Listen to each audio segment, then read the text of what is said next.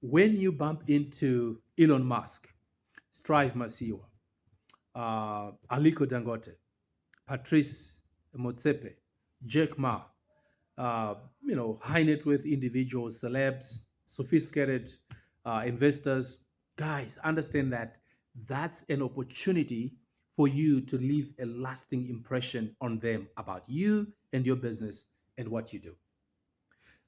Remember, you only have 1 minute to make an impression because these people are very, very busy people. They are movers and shakers of the global economy, so they don't have a lot of time. But you know what has happened in the past?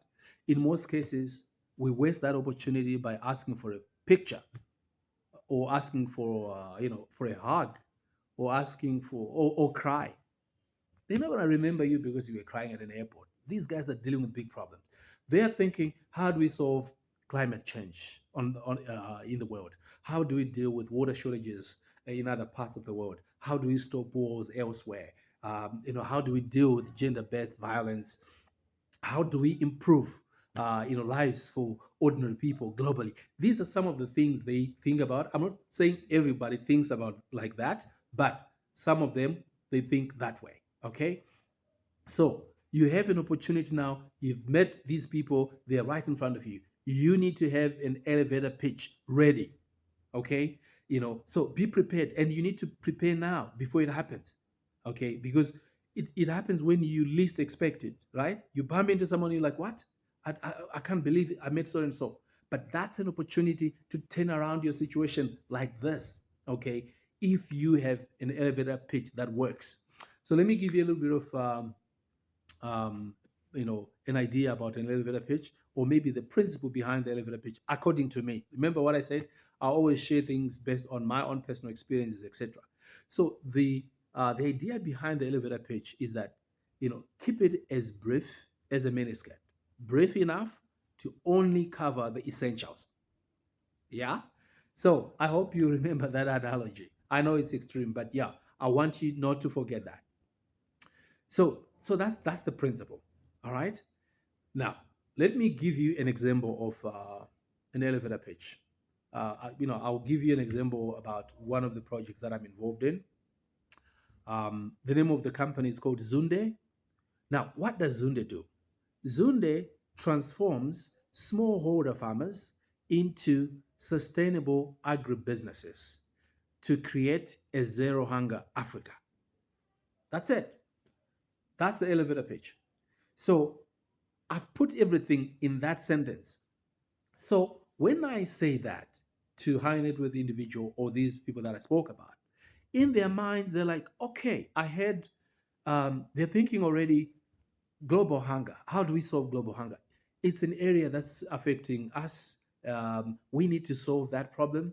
What sort of resources can we put in that? Maybe this is the right kind of a person to work with because he's passionate about it, because he's already doing it. Maybe all we need to do is just to capacitate this person so that they can run with this thing. Do you guys understand? Because when you speak things like that are so clear, and you're speaking to high net worth individuals or entrepreneurs like that, you trigger something in them.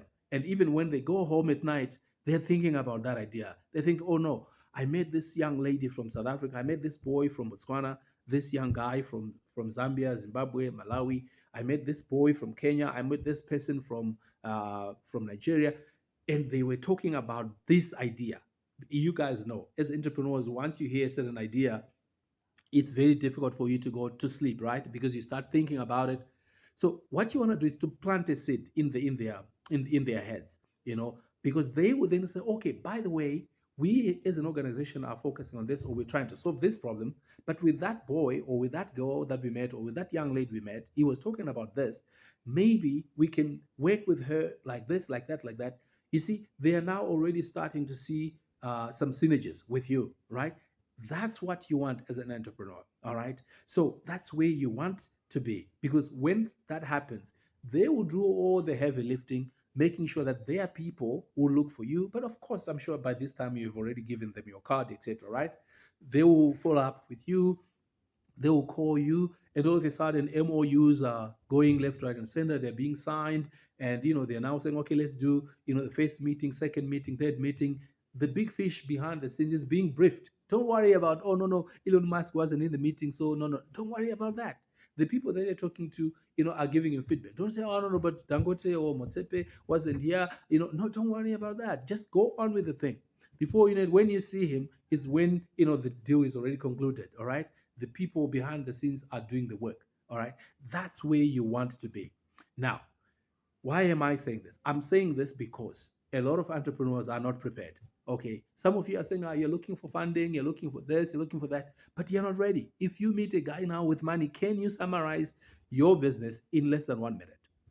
Because if it's taking you 5 minutes and 10 minutes to describe, we've got a problem. You are not ready. Okay, you are not ready at all. So you need to summarize your business in less than a minute, like I just said. So that will help you, and it will get people to think very quickly and make decisions because they see the bigger picture, because they've heard so many stories.